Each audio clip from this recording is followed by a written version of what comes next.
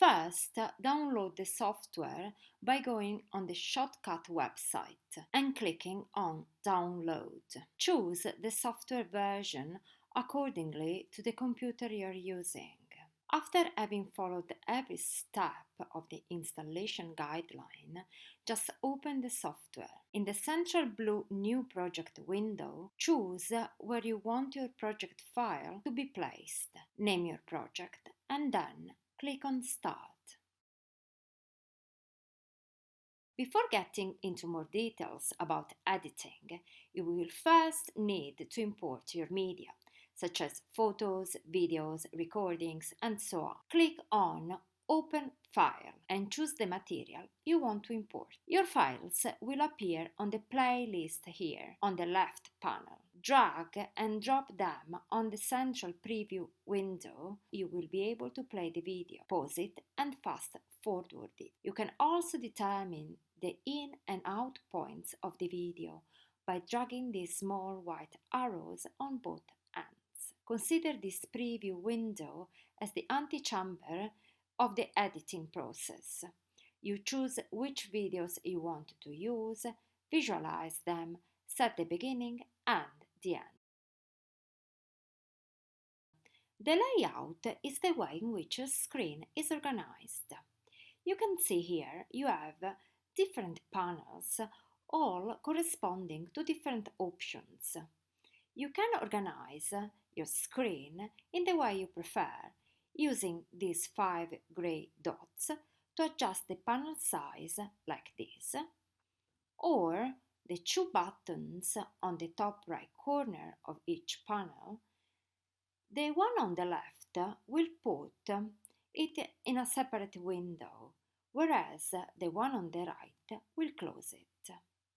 If you ever get lost, just go on View, Layout, then Restore Default Layout, and everything will be back to normal. The timeline is the long button section here.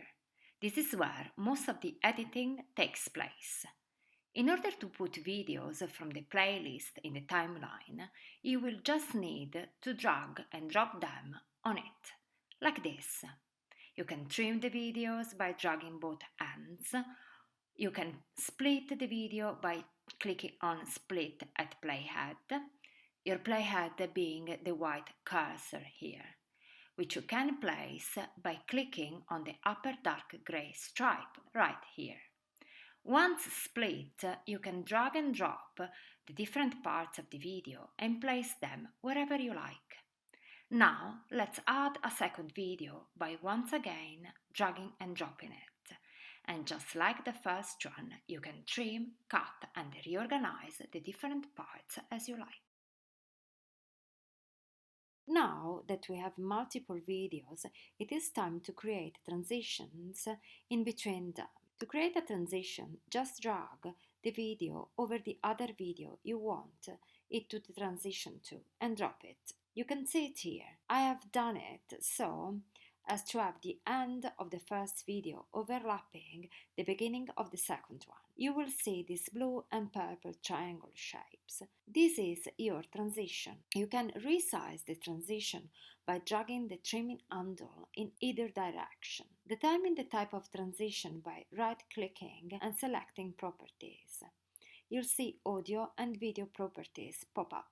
Just click on Dissolve to choose another transition type from the list. Here a few examples: bar, vertical, bar, diagonal, and so on.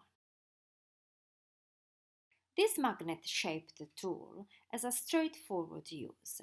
It will magnetize the clips when you drag or cut them. As you can see now, the 2 clips are automatically glued together. If you disable the toggle snapping function, you will gain in precision as you will be able to put every clips wherever you want without any automated magnetism. The timeline can have multiple tracks, videos or audios, which are labeled by default as V1, V2 or A1, A2 and so on. A track is this horizontal line composing the timeline onto which you can put audio and visual material. You can add a track by right-clicking and choosing Add Audio Track or Add Video Track. By clicking on their names, you can rename them. A video track can also have sound and it will be represented by sound waves. I'm pointing at right here. You can see 3 different icons beneath the track's names. You can mute the track like this, hide it, or can lock them. You can also delete a track by right-clicking and choosing Remove Track. Bear in mind that the video that will appear on the preview window is always the track on top.